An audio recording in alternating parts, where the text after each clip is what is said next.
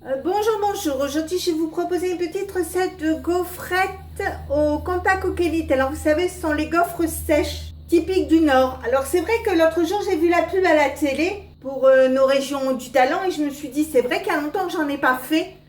Donc, je me suis décidée à en faire déjà pour vous montrer la recette et puis en plus pour me régaler. Donc, je commence par mettre la pâte de mélange dans le robot. Je mets 150 g de cassonade dans le bol du robot.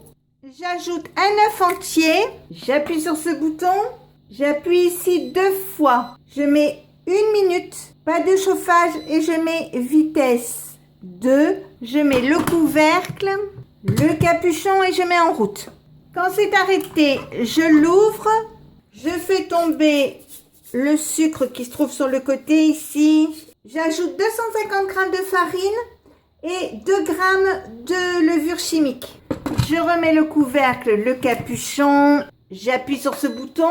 J'appuie ici 2 fois. Je mets 2 minutes. Pas de chauffage et je mets vitesse 2. Je mets en route et quand il restera 1 minute par la cheminée ici, là, j'enlèverai le capuchon et je mettrai 100 g de beurre fondu. Donc je mets en route.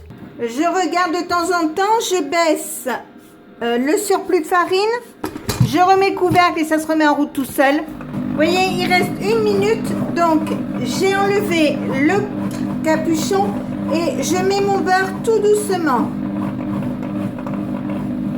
Alors votre beurre doit être fondu et froid.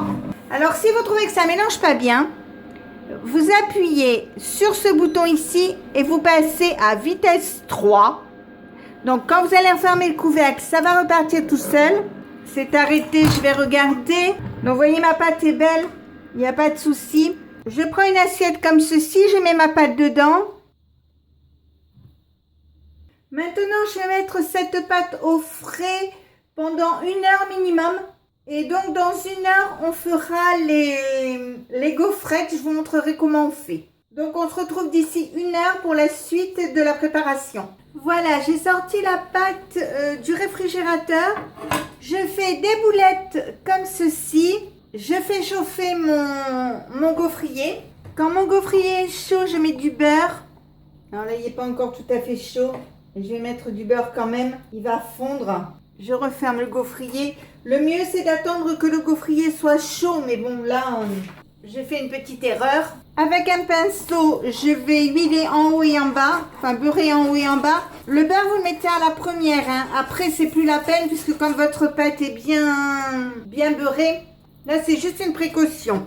Donc, je vais prendre mes boules de pâte, les mettre là.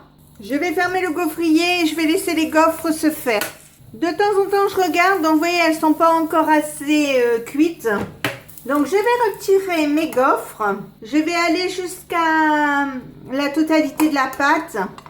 Donc, je les prépare toutes et je reviens vers vous après. Alors, la couleur de vos gaufres va dépendre du temps de cuisson. Donc, ici, on a deux écoles, les couleurs comme ça et les couleurs comme ça.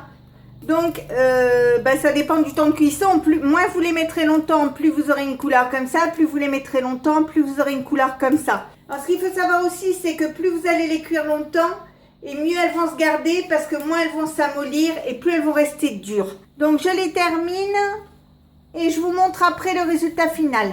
Voilà, ça y est, elles sont terminées. Donc, j'en ai fait 41 avec la pâte que j'avais.